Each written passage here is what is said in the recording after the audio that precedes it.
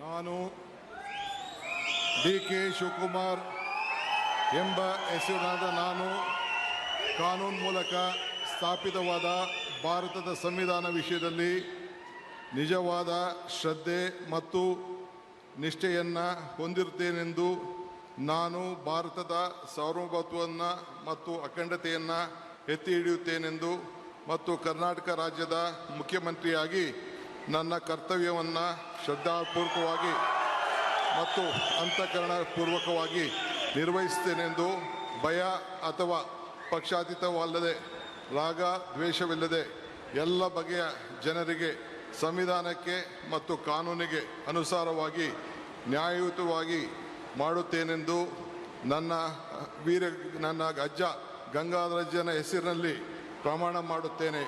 ಶ್ರದ್ಧಾಪೂರ್ವಕವಾಗಿ ಪ್ರತಿಜ್ಞೆಯನ್ನು ಮಾಡುತ್ತೇನೆ. ಮಾನ್ಯ ಮುಖ್ಯಮಂತ್ರಿಗಳು ಈಗ ಪ್ರಮಾಣ ವಚನಕ್ಕೆ ಸಹಿ ಮಾಡಲಿದ್ದಾರೆ.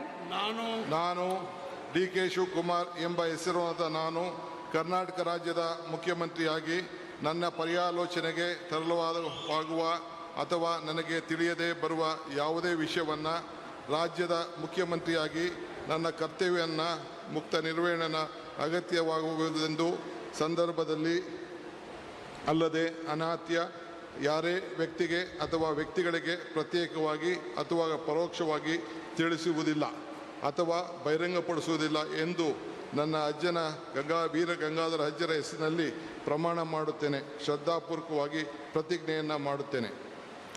ಧನ್ಯವಾದಗಳು ಸರ್.